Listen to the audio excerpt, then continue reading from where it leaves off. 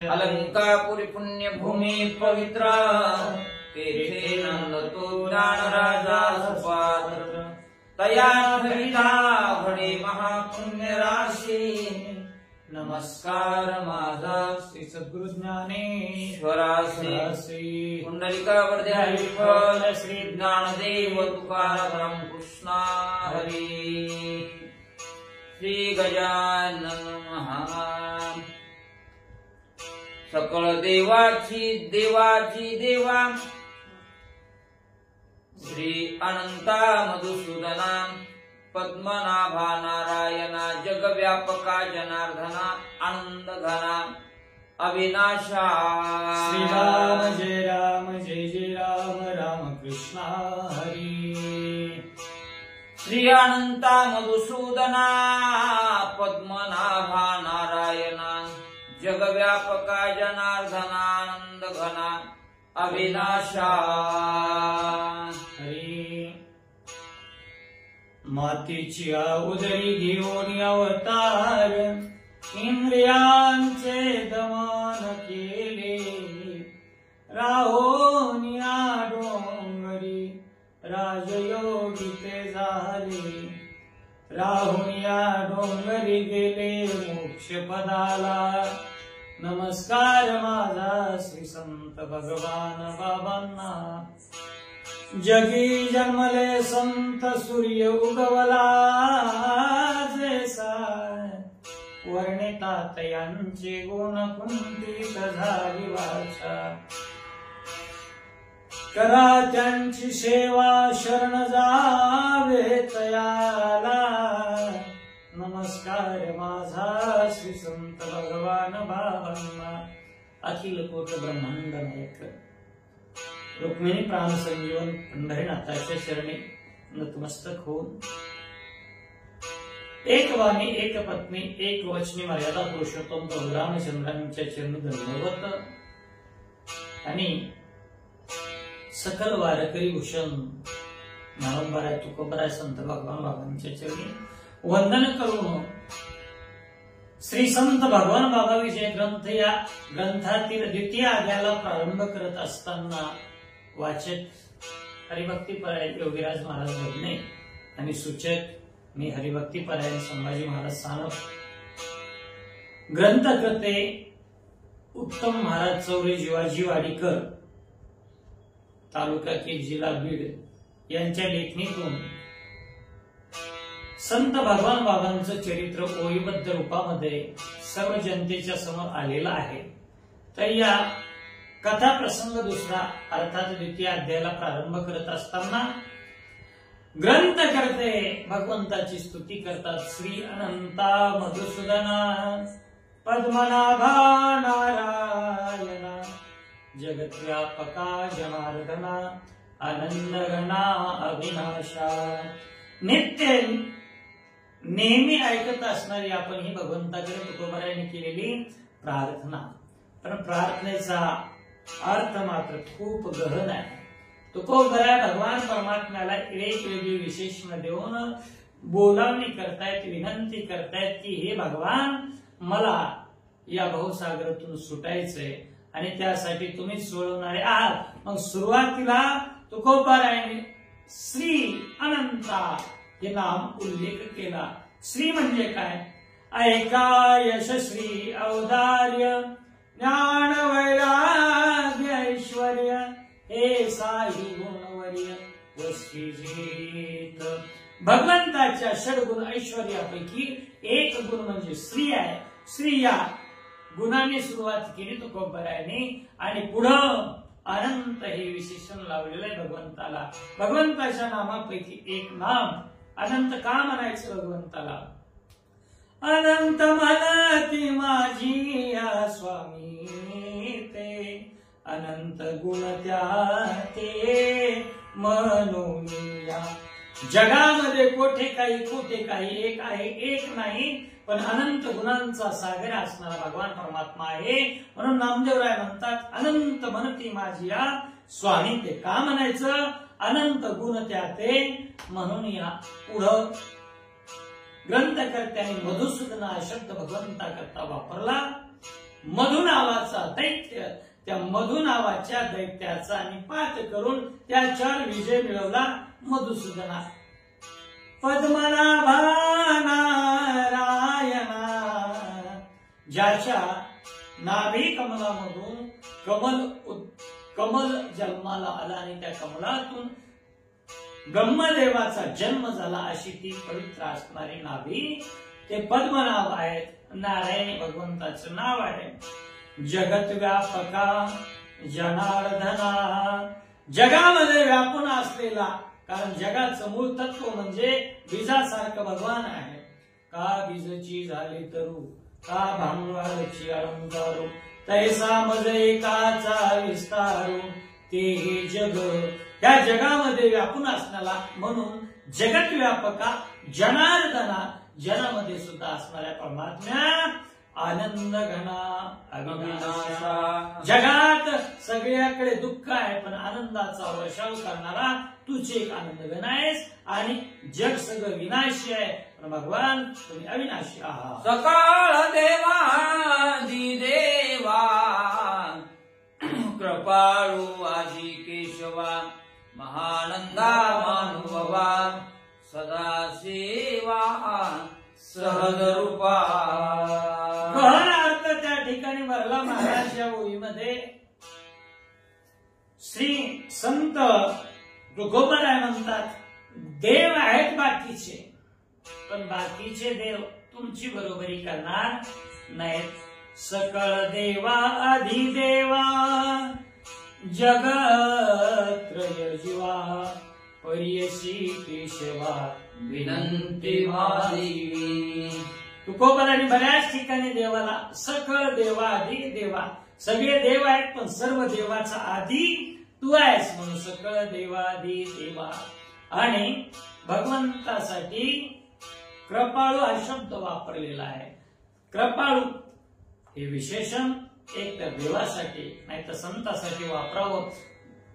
संतासाठी म्हणलं तर कृपाळू उदार माझा ज्ञानेश्वर, तया नमस्कार वारंवार वारंवार.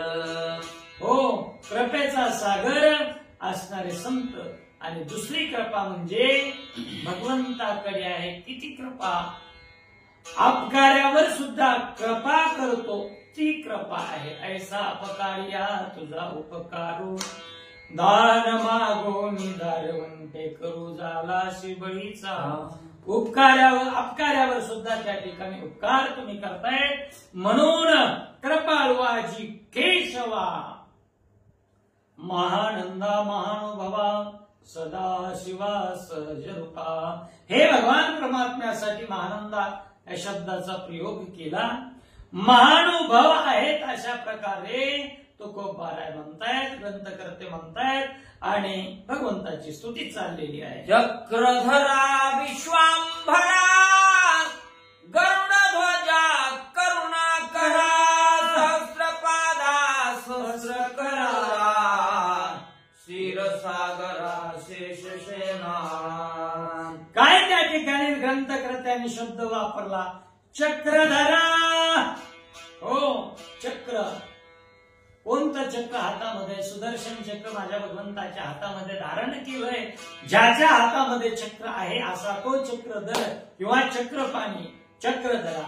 विश्वंभरा, विश्वाचं भरण पोषण करतो म्हणून विश्वंभरा या शब्दाचा प्रयोग आहे. गरुड ध्वजा करुणा करा, ज्याच्या ध्वजावर एक चिन्ह आहे, एक गरुड अंकित असणार म्हणून गरुड ध्वजा करुणा करा, सहस्रपादा सहस्र करा. भगवान आम्ही माणसं द्विपाद आहेत, काही चतुर्पाद आहेत, काही अष्टपाद आहेत, काही षटपाद आहेत. तर बऱ्याच जणांना खूप पाय असतील पण तुमचं वर्णन करायचं म्हटलं तर सहस्रपादा. तुम्ही किती पायानं आणि किती चालणं चालताय म्हणून सहस्रपादा हा शब्द वापरला. सहस्र करा, भगवान तुमच्याकडे हजारो हात आहेत देण्यासाठी म्हणून असे तुम्ही उदार आहात. क्षीरसागरामध्ये शेषावर शयन करणारे तुम्ही आहात. कमल नयना कमला पती कामिनी मोहन मदन मूर्ती भवतारका धरित्याक्षिती वामन मूर्ती त्रिविक्रमा। हे भगवान, तुम्ही कोण आहात? तुमचे नेत्र कसे आहेत? कमल नयना कमलापती, कमलासारखे तुमचे नेत्र आहात आणि कमला अर्थात ती लक्ष्मी, त्या लक्ष्मीचे तुम्ही पती आहात। कामिनी मोहना मदन मूर्ती, कामिनी, अहो अनेक त्या आपल्या रूपाकडे आकृष्ट करणारा भगवान परमात्मा आहात। मदनाला देखील त्या ठिकाणी गुरळ पडावी एवढं सौंदर्य तुमच्यामध्ये आहे।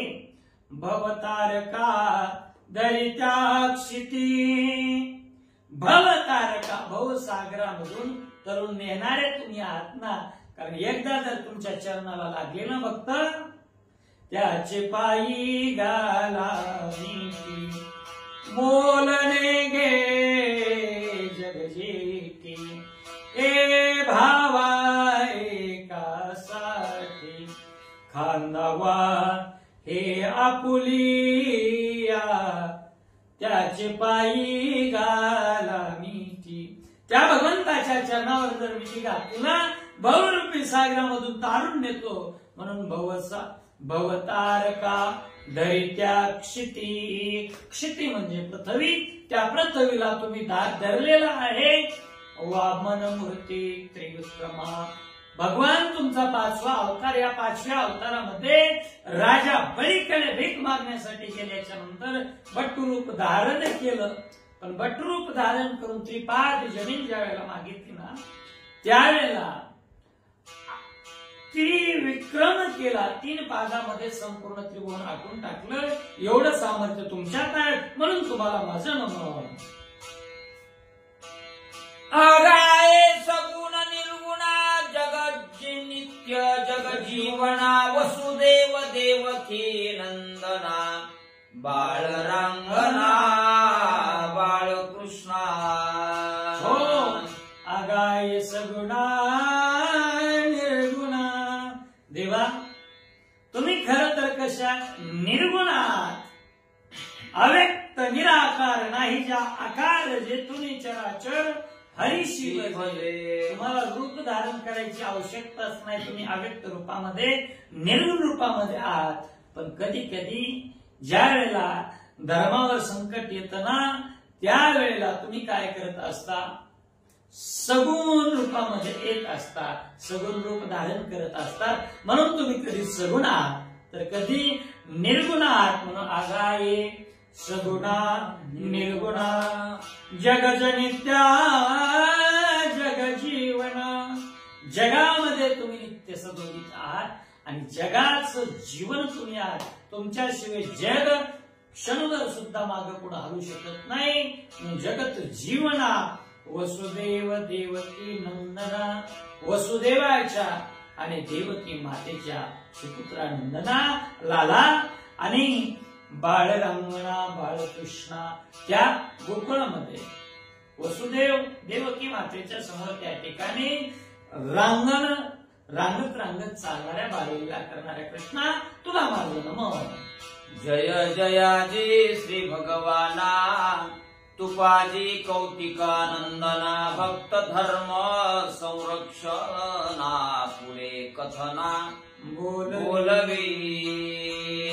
असं भगवंताचं स्तवन केलं आणि भगवंताचीच मूर्ती असणारे श्री संत भगवान बाबा, आणि मग त्या भगवान बाबाकडे ग्रंथकर्ते उत्तम महाराज ओळले आणि काय म्हणू लागले? जय जयाजी श्री भगवाना तुबाजी कौतिका नंदना। हे जय जयाजी भगवान बाबा, तुमचा जय जयकार असो। तुबाजी पाटील सानप आणि माता कौतिकाबाई यांचे तुम्ही सुपुत्र आहात, तर तुम्हाला माझं त्या ठिकाणी नमन वंदन। भक्त धर्म संरक्षणा, भक्ताचं संरक्षण करणारे आहात।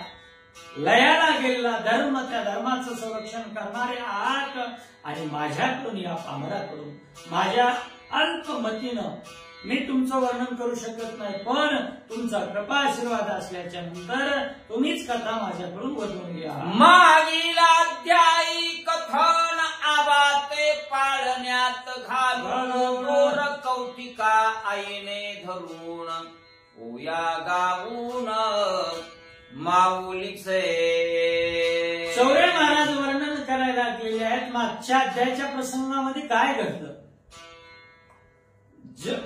जग उद्धार करण्यासाठी आलेले श्री संत भगवान बाबा बारसं केलं, पाळण्यामध्ये घातलं. पाळणा सुवासिनी मातेने म्हटला आणि त्या पाळण्याचा दोर, जिच्या हाती पाळण्याची दोरी ती जगाते उद्धारी, अशी ती माता. त्या मातेनं त्या पाळण्याचा सोनेरी दोर आपल्या हातामध्ये पकडला आणि भगवान बाबाचा नावानं त्या ठिकाणी गुणवर्णन, भगवंताचं गुणवर्णन, माझ्या रामरायाचा पाळणा म्हणत म्हणत भगवंताला त्या ठिकाणी झोपवू लागल्या. असं कृत्य कौतिका माता करताय. माझी ओई ग गाईने मी रामायणात, राम माझ्या पाळण्यात ये रे बा विठ्ठला. बाळ त्या ठिकाणी पाळण्यामध्ये घातलं. गोंडस त्या ठिकाणी गुरगुर गुरगुर केस उडायला लागले. सफरचंदासारखे गाल असणारे, कमरेच्या ठिकाणी सोनेरी करदोडा बांधलेला, गुटगुटीत शरीर भगवान बाबाचं त्या पाळण्यामध्ये टाकलेलं आहे. आणि हा प्रसाद मला जर कुणामुळे प्राप्त झालाय तर माझ्या रामरायामुळे प्राप्त झालाय. म्हणून पहिली माझी ओवी ग. पहिली ओवी म्हणत असताना प्रभू रामचंद्राच्या नामाचं नामस्मरण केलेलं आहे. रामायोधेच्या राया दीनानाथा रे सखया. भगवंताचं नामस्मरण करून रामरायाचं गुणवर्णन करत त्या पाळण्याची दोरी आईसाहेब ओढू लागली. माझी ओई ग विनंती रामाने ऐकली, होती इच्छा पूर्ण केली ये रे बा विठ्ठला. पाळण्याचा दोर हातामध्ये आहे कौतिका मातेच्या आणि माता म्हणू लागल्या, इच्छा तर प्रत्येकाच्या मनामध्ये असतात, पण ते इच्छा रूपी मनोरथ पूर्ण करण्याचं काम सदैव भगवान परमात्मा करत असतो. मग या भगवंतानी माझं मनोरथ पूर्ण केलं.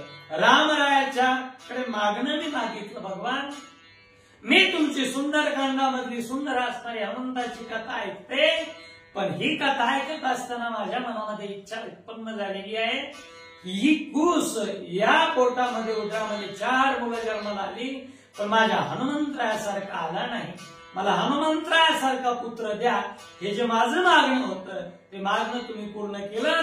म्हणून प्रभू रामराया तुम्हाला माझा दंडवत मागणं पूर्ण केलंय. अशा प्रकारे पाळणा जाता. श्री माझी होई ग आबा माझी ऐकावी, भारतभूमी उद्धरावी रे बा विठ्ठला.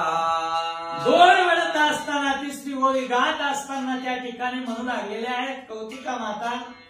आबा बाळाचं नाव ठेवलेलं आहे. आबा माझं ऐक बाबा, ही भारतभूमी पुण्यवान असणारी भूमी आहे. या भूमीच्या ठिकाणी काय काय काय घडलं नाही. येथेच जन्म झाला सिद्धार्थ गौतमाचा, हा देश स्तन्य प्याला. गीता रूपी स्तन्य जिच्या भारतभूमीमधून वाहतोय, त्या गीता रूपी गाईचं स्तन्य पेलेला हा भारत देश आहे. पण आज संकटामध्ये आहे. आज धार्मिक संकट त्याच्यावर आलेली आहे. बाबांचा जन्म झाला त्यावेळेला भारत हा पारतंत्र्यामध्ये आहे. म्हणून इंग्रजासारखं ब्रिटिशांचं संकट या भारतभूमीवर आहे. इकडे मराठवाडा भूमीचा जर विचार करायचा म्हटलं तर मराठवाड्यावर निजामाचं सरकार आहे. रजाकारी संघटना जाबगार लोकांचा छळ करत आहे. तर अशा मराठवाडा भूमीला, भारतभूमीला पारतंत्र्यातून मुक्त करण्यासाठी तुम्ही धर्माचं काहीतरी कार्य करा, धर्मासाठी जागा, असं आई पाळण्यामध्ये त्या ठिकाणी उपदेश. तुझ्यासाठी खास लागावा सर्व तुझा ध्यास, तू ये रे बा विठ्ठला. साहेबांचं मागणं आहे, चौथी माझी ओवी ग आबा माझी ऐकावी. बाबा माझं मागणं आहे त्या प्रकारचं तुम्ही ऐका. का सगळ्यांना तुमचा ध्यास लागला पाहिजे बस. आणि ज्या वेळेला ध्यास लागला, मोठ्यांची वाक्य आहेत, कामाचा ध्यास लागला, ध्येयाचा ध्यास लागला म्हणजे कामाचा त्रास होत नाही.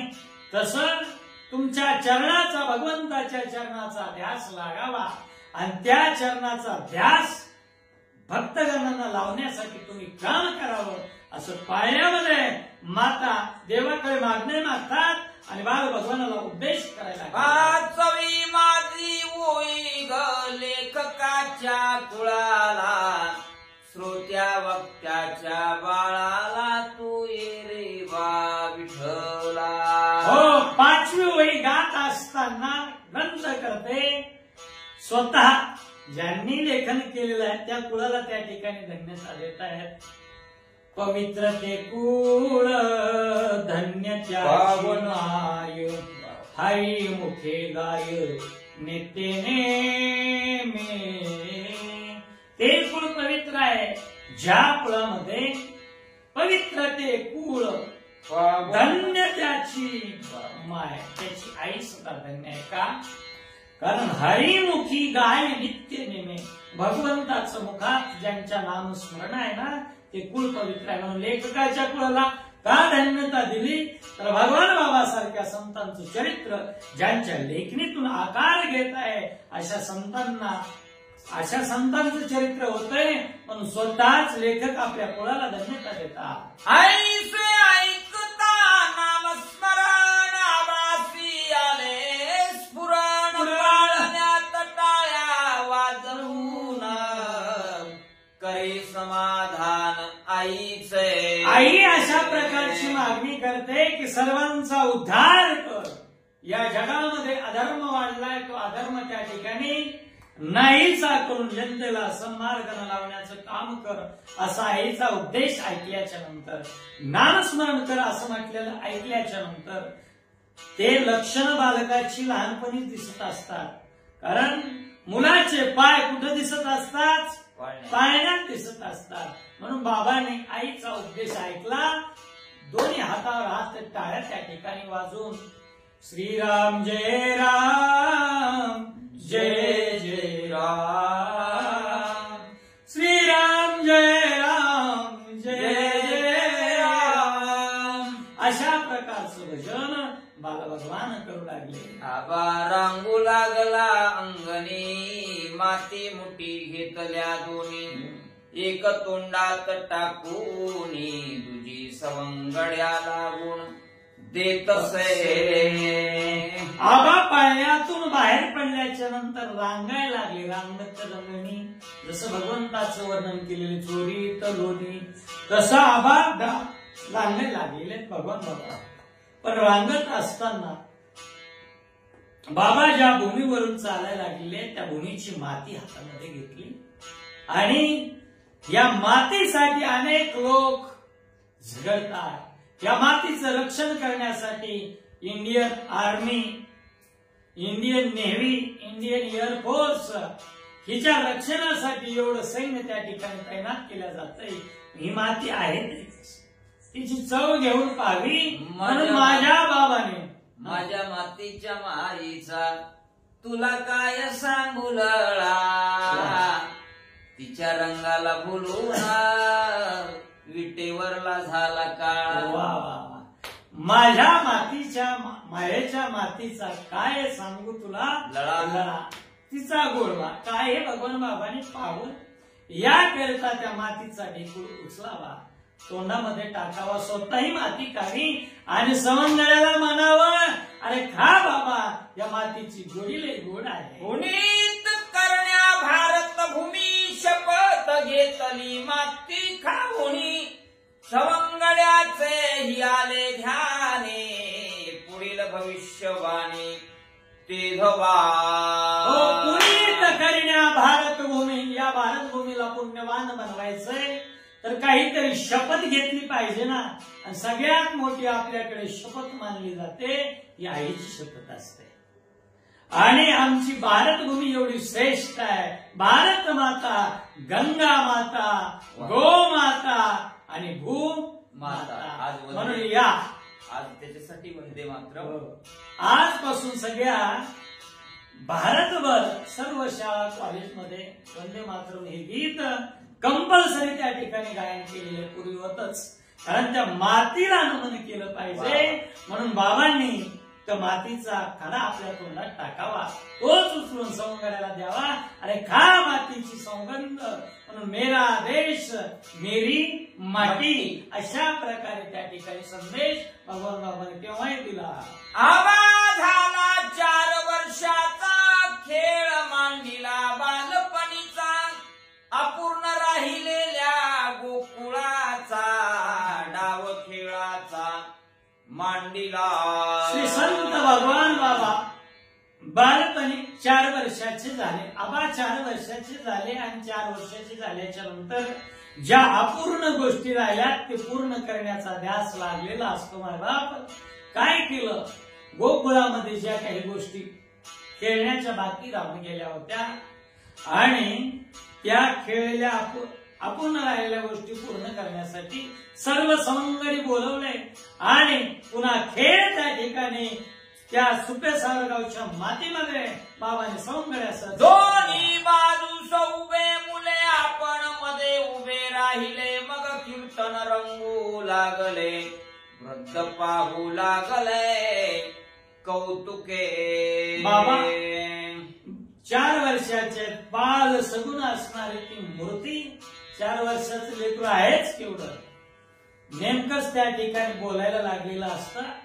मध्यभागी बाबाने उभा टाकायचा आणि आपल्या सवंगड्याला बाजूला उभा करून आपल्या दोन्ही बाजूला, डाव्या बाजूला उजव्या बाजूला उभे करायचे, पाठीमागून काही उभे करायचे आणि नाचू कीर्तनाचे रंगी ज्ञानदीप लावू जगी. हे कार्य 4थ्या वर्षापासून माझ्या बाबाने दगडाचे करून टाळ, टिरीचा करून मृदंग, भक्त झाले कीर्तने दंग, सर्वांग विदेही पै झाले. हो, साधू संतांनी आमच्या सांगितलेलं हा भक्तीरस जर चाकायचा असेल तर विना वाद्याचं नाही. पण ती वाद्य कोणती लावावीत, लावणी मृदंग, श्रुती टाळ घोष, शेऊ ब्रह्मरस आवडी.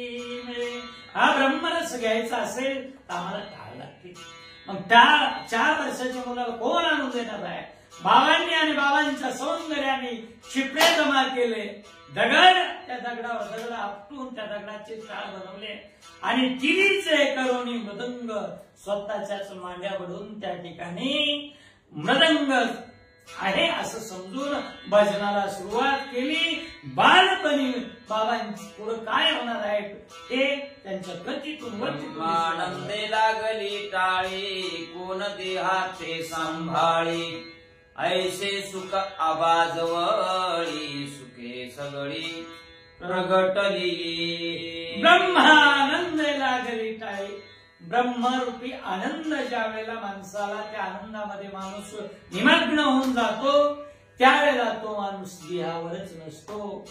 कारण संतांचं वर्णन करत असताना सांगितलेलं आहे की संत कसे असतात, लटिके वचन नाही देही उदासीन.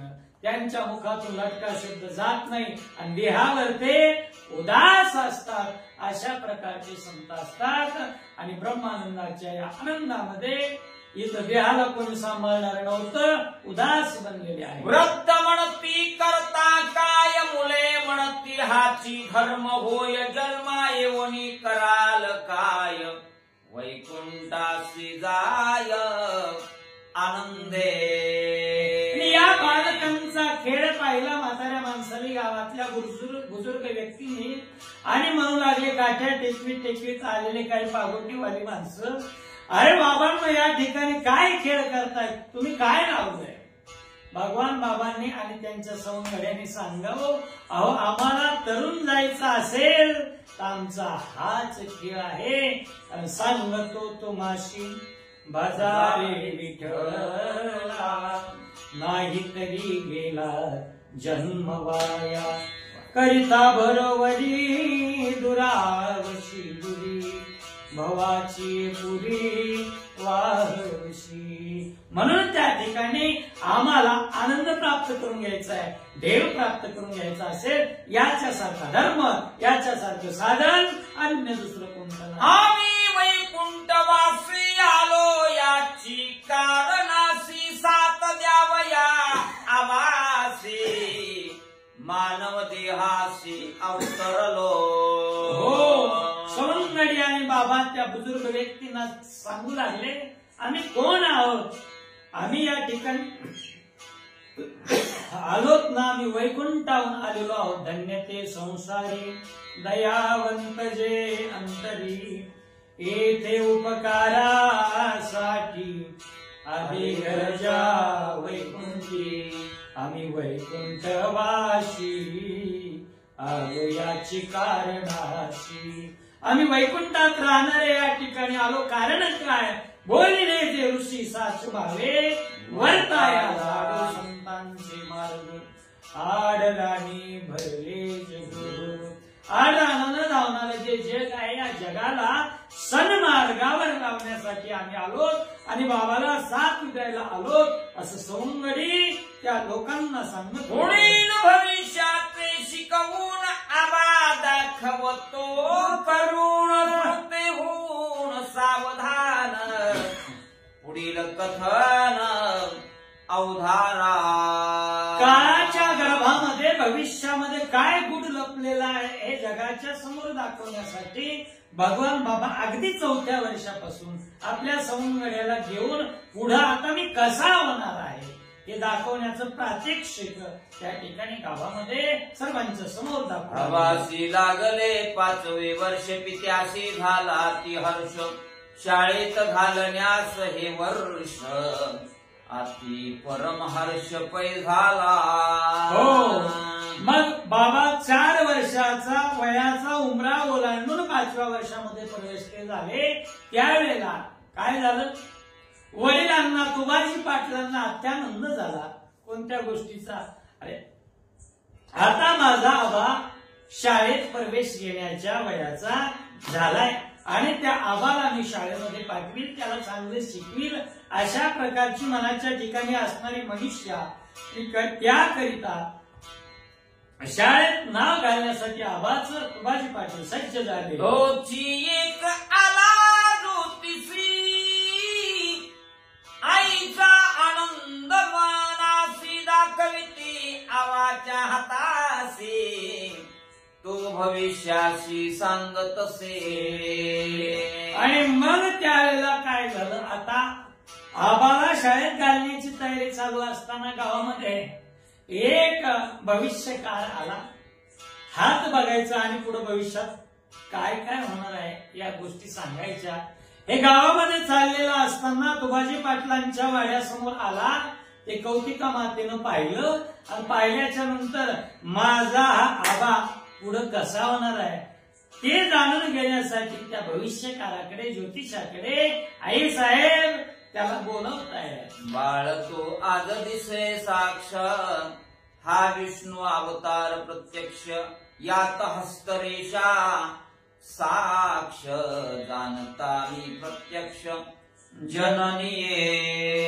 आणि मग तुबाजी पाटलांच्या वाड्यामध्ये त्या ज्योतिषाला बोलवल्याच्या नंतर काय झालं, आला आणि हात हातामध्ये भगवान बाबाचा घेतला आबाचा आणि बोलायला सुरुवात केली.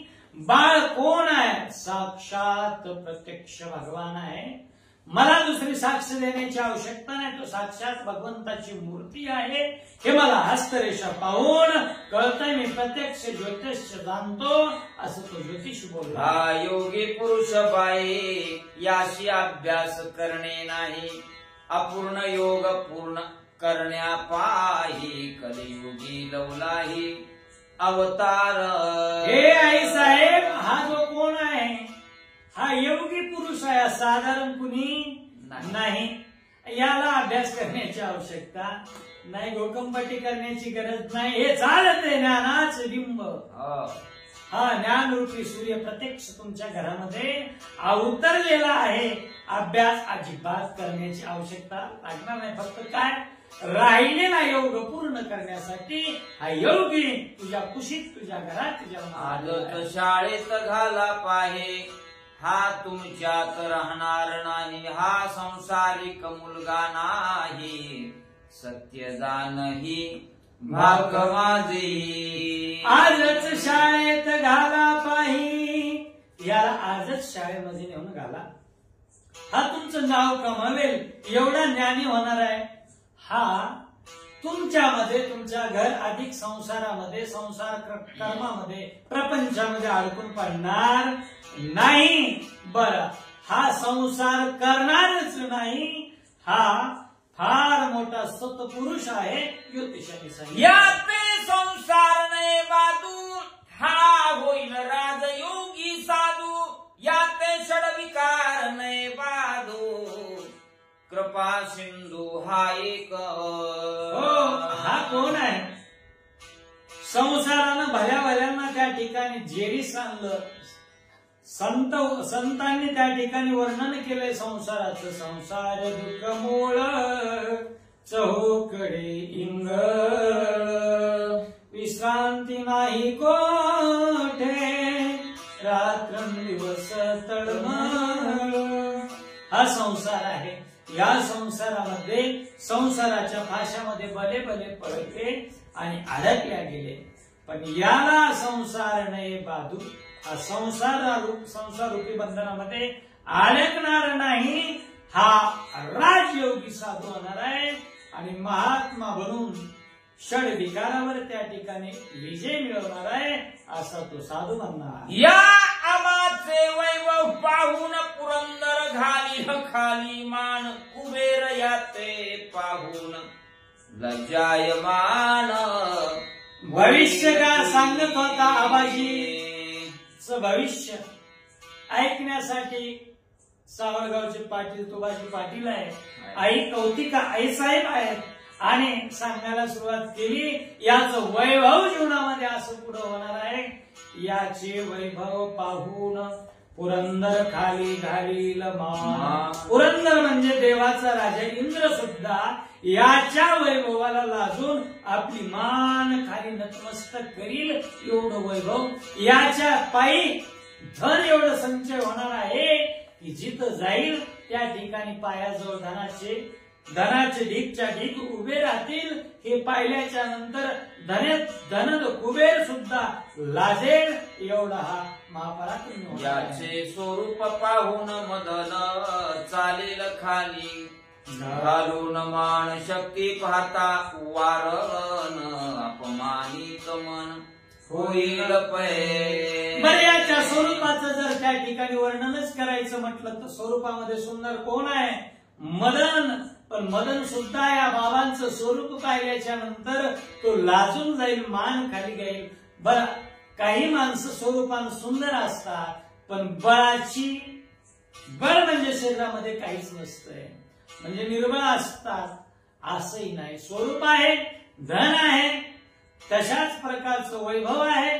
आणि ताकदीच्या बाबतीत जर विचार करायचा म्हटलं तर याते पाहून वारण खाली घालील मान. वारण म्हणजे हत्ती सुद्धा आपली मान खाली लज्जेनं घालील. एवढी याच्यात सामर्थ्य. याची पाहून प्रसिद्धे, चरणा लागतील रिद्धी सिद्धी, करतील भक्ती नवविधी, कृपानिधी हा एक.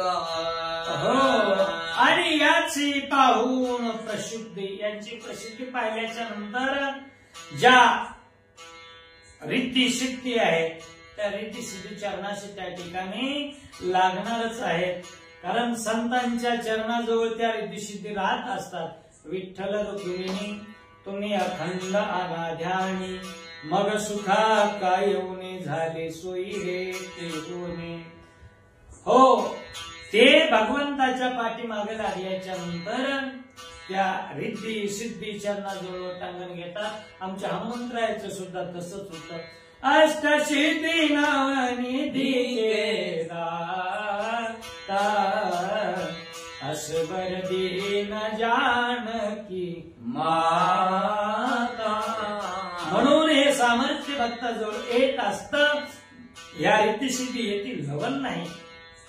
श्रवणम कीर्तनम विष्णू स्मरणम पादसेवनम अशा प्रकारच्या दास्य आहे, शक्य आहे, आत्मनिवेदन आहे. या नव विधा भक्ती सुद्धा त्या चरणाला लागतील असं वैभव भगवान बाबा. ऐसे ऐकता भविष्य कथन सर्वजण गेले आनंदोण. ज्योतिषास देव निदान पुढील कथन अवधारा. ऐसे ऐकून भविष्य कथन अशा प्रकारचं भविष्य कथन ऐकलं आणि सर्व श्रोत्यांना आनंद झाला. ज्योतिषाला यथा सांग त्या ठिकाणी दान दिलं, त्याची बोलवण केली आणि पुढची जी काही कथा आहे ती कथा ऐका. आवासी घालून स्नान स्वच्छ कपडे घालून हाती पाटी पेन्सिल देऊन दिला पाठवून शाळेत. आवासी घालून स्नान, आवाला स्नान घातलं आहे साहेबांनी. व्यवस्थित त्या ठिकाणी कपडे घातले अंगावर. गोंडस असणार ते लोभस्वान रूप भगवान बाबाचं.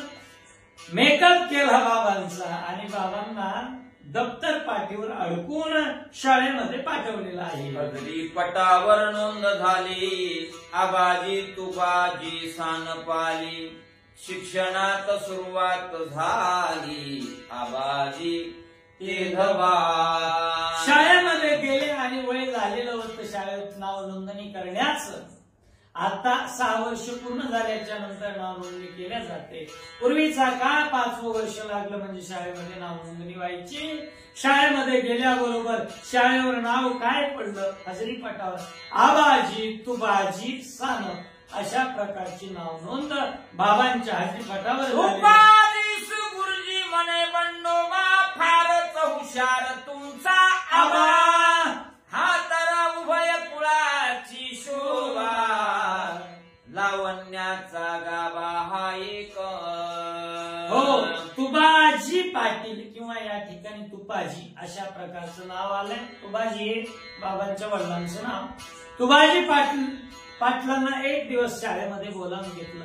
जुन्या काळातल्या शाळा त्या काही मोठं विद्यालय इमारत अशा प्रकारचं नाही. कुठंतरी गोठ्यामध्ये, कुठंतरी एखाद्या कुणाच्या घरामध्ये मंदिरावर बांधणारी शाळा.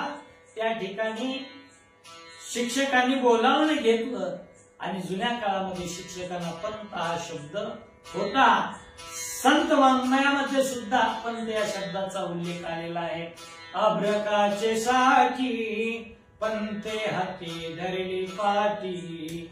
बंडोबा पंत नावाचे शिक्षक या बंडोपंतांनी तुबाजी पाटलाला बोलावून घेतलं आणि बोलावून घेऊन सांगितलं, तुमचं जे लेकरू आहे ना, बस त्याच्यासारखं हुशार लेकरू नाही. अशा प्रकारची बाबांच्या त्या बुद्धीची वाखाणणी करू लागली. याला न लगे पेन्सिल पाटे सर्व विद्या तोंड पाटे. हा आहे विद्या जगजेठी सर्वश्रेष्ठी हा एक. हो, किती श्रेष्ठ आहे.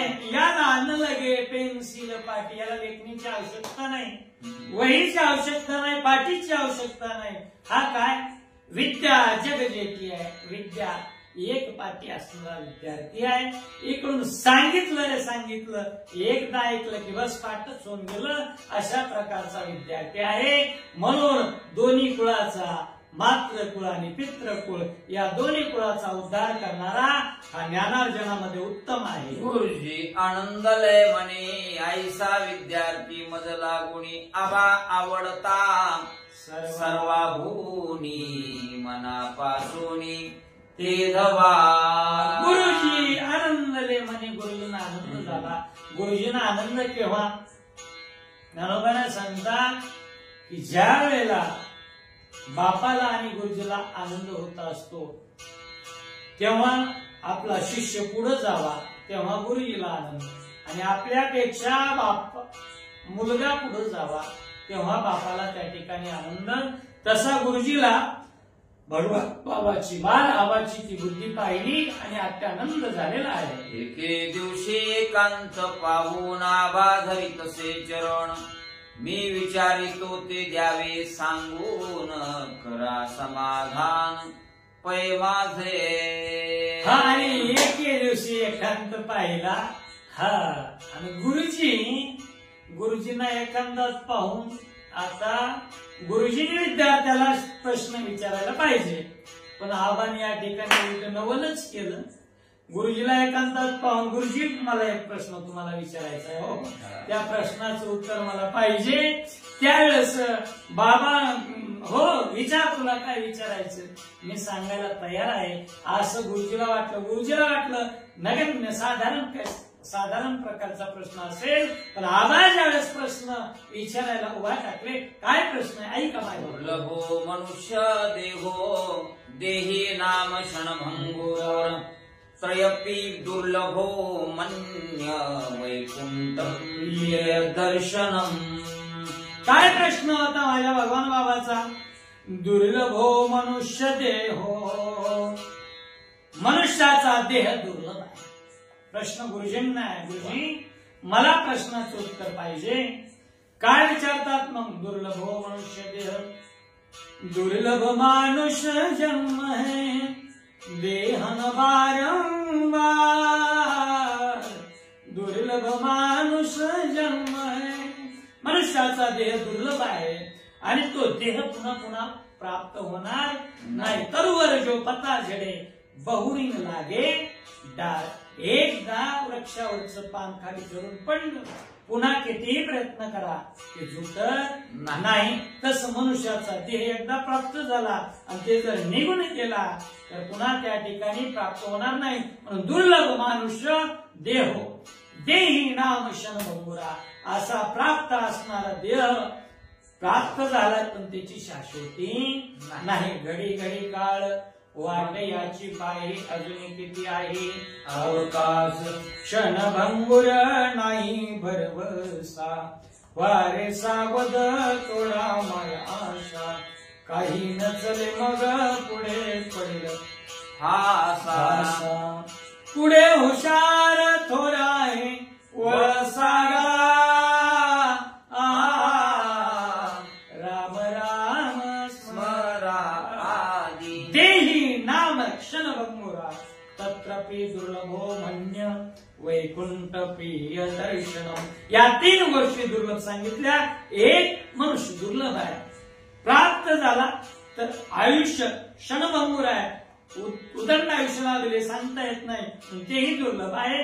आणि तिसरी गोष्ट, वैकुंठ नायकाचे प्रिय असणारे भक्त, त्या भक्ताची संगत दुर्लभ आहे. या श्लोकाचे उत्तर गुरुजी सांगावे सविस्तर, आबा दोन्ही कर बोलता सत्वर पै झाला. हा गुरुजी, हा जो श्लोक मी त्या ठिकाणी उच्चारला ना, दुर्लभो मानुष्य देह देही नाम क्षणभंगुरा, या श्लोकाचा मला अर्थ पाहिजे. आणि कसा पाहिजे?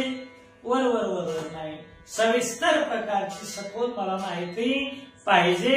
दोन्ही हात जोडले आणि गुरुजीला विचारणा केली. गुरुजी विचार करी मना प्रति हा अवतार बृहस्पती किंबवना वाचस्पती, विभूती कोणती जाणे की. गुरुजी बरोबर त्या ठिकाणी विचार करू लागले, एवढा कठीण प्रश्न आणि अगदी 5व्या वर्षामध्ये विचारतोय म्हणजे हा साधारण कुणी आहे का? नाही. एक तर हा बृहस्पती असायला पाहिजे, नव्हे नाहीतर वाचस्पती असायला पाहिजे. याच्याशिवाय एवढे मधुर शब्द मुखामधून येऊ शकत नाहीत. गुरुजी विचारात पडले. गुरुजी म्हणे आबा प्रती, याचे उत्तर नाही मद प्रती, तरी आबा तूच आमा प्रती कृपा मूर्ती सांगावे. हो, गुरुजींनी त्या ठिकाणी शिष्याच्या समोर हात जोडले, कानाला त्या ठिकाणी हात लावले आणि बोलू लागले, आबा अरे या प्रश्नाचं उत्तर माझ्याकडे द्यायला माझी मती काम करत नाही. आबा तूच हुशार आहेस रे. आबा तू या प्रश्नाचं या श्लोकाचा अर्थ आम्हाला सांगा. गुरुजी शिष्याला प्राप्त करावया ईश्वरासी ती गती आहे मानव देहासी. परी आयुष्य नाही तयासी क्षण भंगुरासी जाणावे. आणि ज्यावेळेला गुरुजींनी त्या ठिकाणी विचारलं तुझं आता उत्तर सांग, त्या उत्तराला बोलत असताना भगवान बाबा गुरुजींना सांगू लागले प्राप्त करावया ईश्वराशी ती गती आहे मानव देहाशी. मानव देह अतिशय श्रेष्ठ आहे. त्याचं विवेचन करतायत किती श्रेष्ठ आहे. इहलोकीचा देह देव इच्छिता ती पाहे किंवा स्वर्गीचे अमर इच्छिता ती देवा. मृत्यू लोकी व्हावा जन्म आमा नारायण नामे हो जीवन्मुक्त. कीर्तनी अनंत गाऊ गीती नारायण नामे हो जीवन्मुक्त. म्हणून या देहानं भगवंताला प्राप्त करून घेता येतंय. म्हणून अतिशय मौल्यवान देह आहे. पण देह मौल्यवान असला प्राप्त जरी झाला तरी आयुष्य या देहाला जास्तीचं नाही. क्षणामध्ये क्या जीवन की पत्री आस हात में लिया नाही तेरा घास. अशा प्रकारची क्षणभंगुरता. आणि हातात घेतलेला घास मुखात जाईल का नाही याची शाश्वत नाही. अशा प्रकारचे क्षणभंगुर आहे. अल्प आयुष्य मानव देह शतगणिले ते अर्धरात्र खाय मध्ये बालत्व बिळा रोग क्षय काय भजनाशी वाहे उरले. हो मनुष्याला देह लाभला आयुष्य लाभलं तरी हे आयुष्य किती आहे महाराजांनी सुरुवातीला सांगितलं अल्प आयुष्य मानव देह शतगणिले ते अर्धरात्र खाय मध्ये बालत्व पिडा रोग क्षय काय भजनाशी उरले ते पाहेगा राम राम स्मरारी. आयुष्य आहे पण आयुष्य कसं आहे अल्प आयुष्य मोजावया बैसला मापारी. तुकारे योगारी संसाराचा आयुष्य जात आहे पहा काळ जपत सीमा स्वहिताचा घोर ध्यानी रहा श्रीहरीच्या धनदारा पुत्र जन. हे आयुष्य जात आहे म्हणून अल्प आयुष्य मानव देह. किती अल्प म्हणजे दुसऱ्या युगामध्ये सत्ययुगामध्ये 1,00,000 होतं. 1,00,000 वर्ष होतं. द्वापार युगामध्ये 10,000 वर्ष होतं. आणि या कलियुगाच्या ठिकाणी 100 वर्ष आयुष्य आहे. आणि म्हणून त्या ठिकाणी नाही हे अल्प आहे. हे जाणार आहे. भजनाला काही उरत नाही. म्हणून लवकरात लवकर भजन करून घ्या असा या श्लोकाचा अर्थ आहे. करिता भगवत भजन संकल्प विकल्प गेले जिरून तयासीच वैकुंठ दर्शन अन्य भजन तया नाम. रात्रंदिवस एकच करायचं. रात्रंदिवस दुसरं काहीच नाही. नित्य करिता भगवत भजन भगवंताचं भजन रात्रंदिवस करायचं. त्याचा फायदा काय संकल्प आणि विकल्प मनाच्या ठिकाणी निर्माण होणारे तरंग बुद्धीवर ते जिरून जातात. आणि ते संकल्प विकल्प जर जिरून गेले होतं काय तयासीच वैकुंठ दर्शन. वैकुंठाच्या ठिकाणी जावं लागतंय. नाही तर वैकुंठाच्या ठिकाणी जायचं असेल तर वैकुंठा जावया तपाचे सायास. तप करावं लागतंय आणि या युगात शक्य नाही.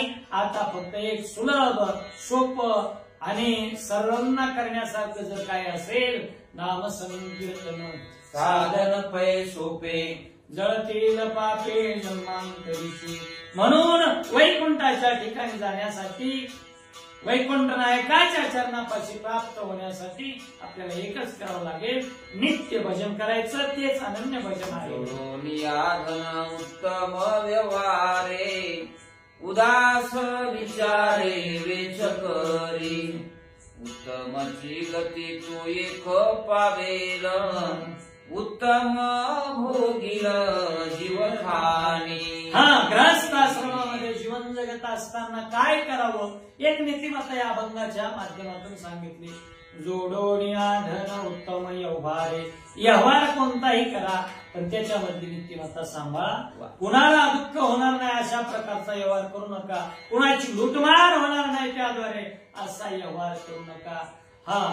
त्या व्यवहारामधून असा व्यवहार करा. तुका म्हणे लाभ होय तो व्यापार, करा काय फार शिकवावे.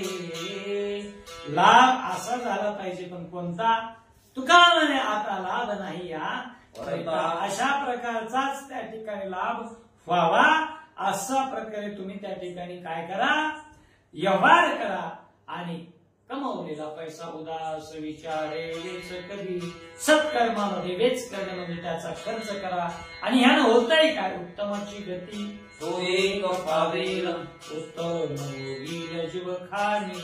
ऐसे ऐकता उत्तर गही वरले गुरुजीचे अंतकरण देवणी क्षमा लिंगन सत्वर हृदयाला गुण धरीला.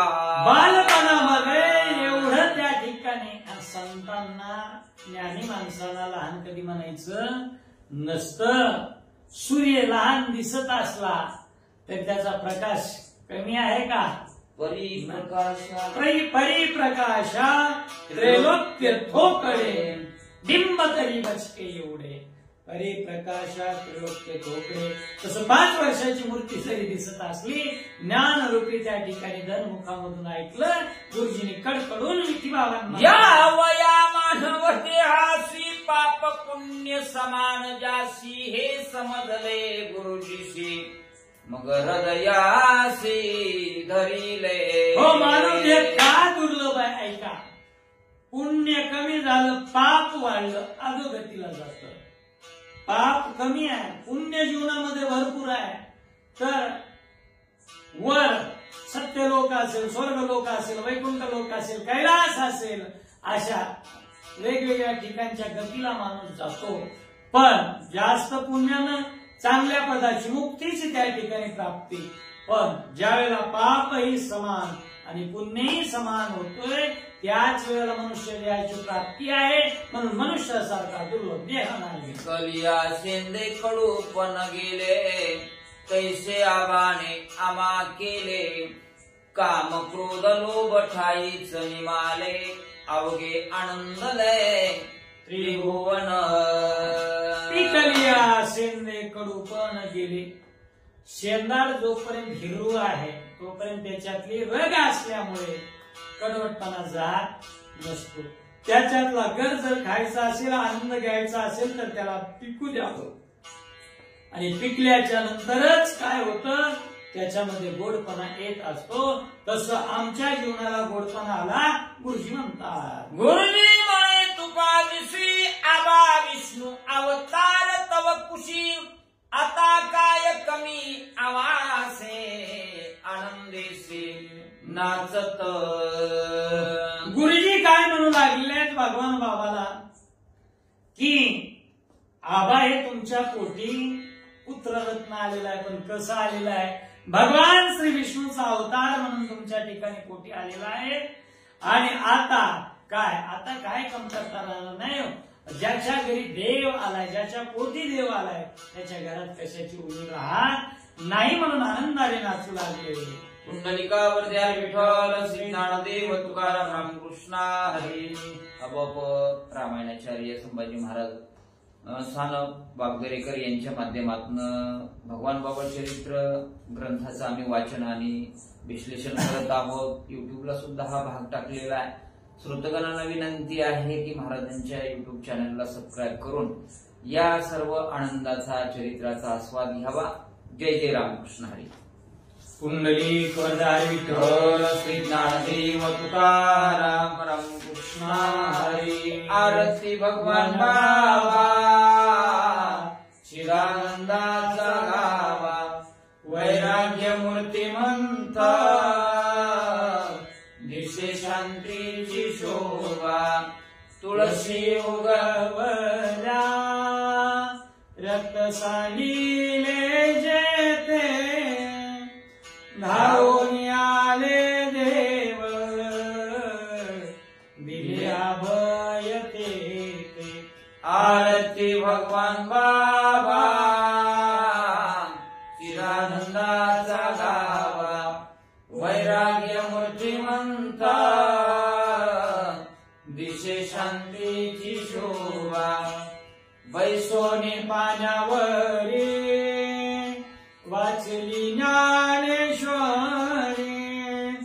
नारायणाचे कैवारी झाली कीर्ती चराचरी. आरती भगवान बाबा चिदानंदाचा गावा, वैराग्य मूर्तिमंत दिशे शांतीची शोभा.